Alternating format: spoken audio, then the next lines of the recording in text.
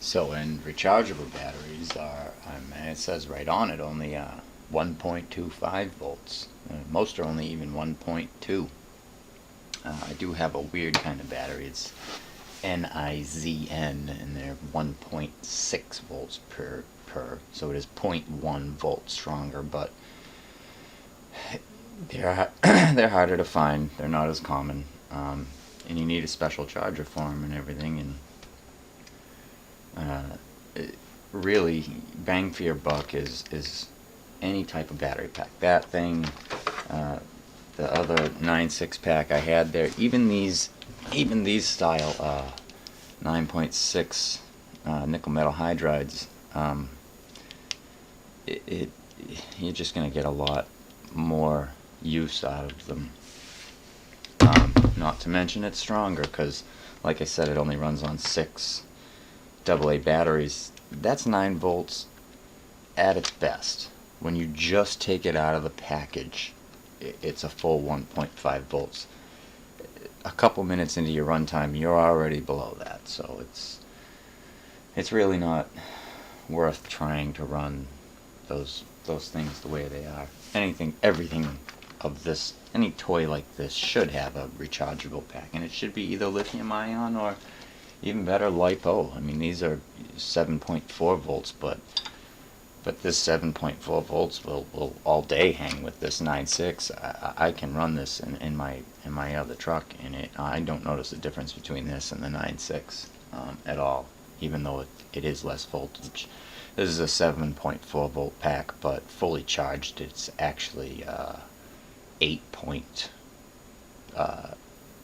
usually 8.4-ish. It's 2S, so 2 cells of 3.7 each.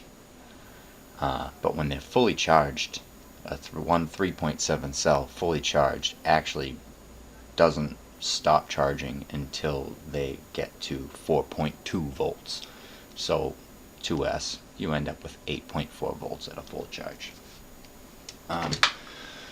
This truck also needed to be lengthened. I just hacked all of the middle out of this. I actually used the original battery door that belonged in here. It was only about, you can see the little bit on each end that I made it longer. It really isn't that much longer than it was factory. And this stuff is all mounted in here. Nothing's really glued in or set in very solid, because I will at some point upgrade this stupid non-proportional radio to a better radio system like I have in the other truck, because really at this point all it's going to take is that servo, a speed controller, and I want to say they're about $7-ish to buy just the receiver. I don't have to buy the whole transmitter and everything, because I have that, and that transmitter will talk to more than one receiver. It's 2.4 gigs. I guess it runs on, I don't know, 999 channels or something crazy like that. So they, just like your house cordless phones, it just picks up on the signal for that one thing. When you turn it on, it searches for signal, it finds it, it locks in, that's it. So again, this one, whole truck, $9. You really can't go wrong for that price point. And for me, it's just fun to do. But this one came out really good just because some of these toy grade bodies look super scale. I mean, I had no intentions on building 2 of them. When I was there, I knew I was making my one proportional one, and I found all this stuff at the same time, and I was already in there to spend money, and it wasn't at my local charity shop. I actually drove a few towns away to this particular charity shop, so I figured while I was out there, I might as well make the trip worth it, and so I ended up with 2 of them. Then I started watching videos on what some other people had done on them, and there's some great videos on YouTube.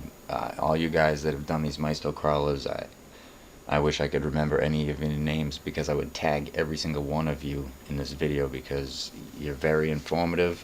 Whether I learn one little tiny thing about these things, or I learn all kinds of stuff from you. Either way, you helped. And I'd love to share that information as well. So this was number 2 build. While I was watching the videos, I saw that a lot of people are taking the front section of this truck, doing the servo mod like I did in the first one, reversing that servo and running this front end in the back of the truck, putting the 2 servos on a Y cable and plugging them into the same port on the receiver, and it gives you 4-wheel steering. So out to the thrift stores I went again, in search and hunt for another Maisto crawler, really just to steal the front end out of it, because I wanted to put it in the red truck and make it 4-wheel steering. However, opportunities happen, and I couldn't say no to this one, and I ended up just building a whole nother 3rd truck, because again, the crawler truck, it was the same body and everything, but it was green. This truck was $3, and I wanted it. I was getting this no matter what. But there was 2 other trucks there, $1.99 a piece. One of them it was a little grave digger truck, and the body was pretty beat up, not really even salvageable. But it ran off of an older, I don't have the pack, but it ran off of basically this style pack. I think it was smaller. I think it was more like this one. But it didn't have a mini Tamiya plug, it had a full-size Tamiya plug on it. So I knew that it would probably handle the 9.6 volts that I was going to try and send to it. $3 for this truck. $2 for the truck that I stole the radio out of. And the reason for this build was this body, which I have on with magnets. I'll show you that after. But this body, it's an old GTO. I mean, cool. And even better, it was called Junkyard Dogs. It says right on it, I don't know if you can see that. Let's see if we can get right in on this. Alright, you know what? I'm just going to move the camera for a second. We're just going to come right up in here and see if we can read this right here. It's not, I'm sorry, the focus is horrible. But it actually says, one man's trash is another man's treasure. I found 2 $2 trucks and a $3 truck. They were trash. They were garbage. They didn't have everything. You know what I mean? This one didn't have the battery pack or anything that went to it, or the charger. The truck had nothing. This was, I tried and tried and tried. The car this came off of, the monster truck this came off of, it wouldn't even power on. I think it maybe got wet or something. So it really was trash, aside from the body, which is super cool. Junkyard Dog. I mean, it's got a recycle emblem on the trunk and everything. This is recycled. This is recycling at its best. So much so that I even found these toys. They're called magnetics. They look like this. These dumb, I don't know. I don't even know what you do with them. I think it's a pretty pointless toy, to be honest with you, unless I maybe had some instructions. I don't know what the hell you use these things for. I know what I use them for. They make amazing magnetic body mounts. I mean, it's just hot glued in place, and I got to yank to get it off. That's awesome. I did add these other little magnets from another toy. You don't need them, however. These are just a little stronger, so I use these also. But really, I just I hot glued a nut for the height, because that was the right height that I needed after I made these posts. And then I used 2 more magnetics that are hot glued in here into the body. Still some hot glue string But so even without these, it's on there fairly well. I can't quite pick the whole truck up with just the magnetics. With these added in there, I can pick the whole truck right up there. So that was pretty good. Really, I didn't do much to this truck.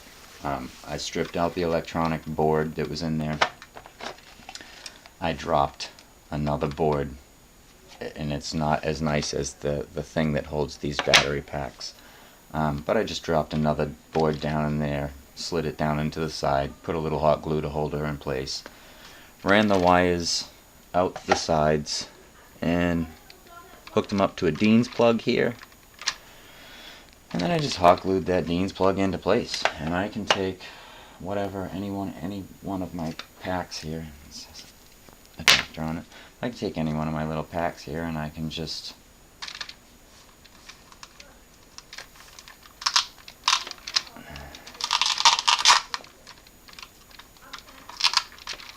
that's not the right angle. My other batteries have longer wires. This one's a bad example. But anyhow, I just hot glued the switch up in here, and battery's not full charge, but you can see it works, you know. And this one, $7. I mean, a toy for $7. It's just cool. And really, I didn't even want to make this one. I just wanted the front end out of it. I was inspired because of this. One man's trash is another man's treasure. That's why I go to these charity shops and even look. I mean, I'm always in there looking for bodies. Toy grade bodies are the best bodies. I don't know why. They just have so much detail, and just they look better than most of the stuff. You can buy real scale bodies. They're wicked expensive. I mean, it's not. I smash these things around. This is not my vintage stuff. This is to go roll down a hill. I don't care that this bounces off the rocks. These scuff marks, I did that. I mean, I don't care. That's what this is for. This is so I don't hurt my 30-year-old stuff. So that's basically it. Quick little overview of my my Maisto crawler collection. I now have 3 of them. I really intended only on doing one,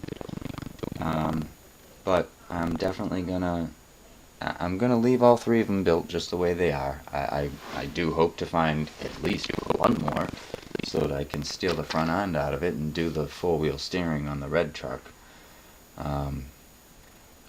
But yeah, so those are those. As soon as I can get this thing to do the right thing. I don't know if the camera was shutting off because it was cold out there, or what it was. It was only 20 degrees today, and instead of making a little running video for you, I ran my red truck and the Dodge truck until the batteries were dead, and I just went out and played and had fun.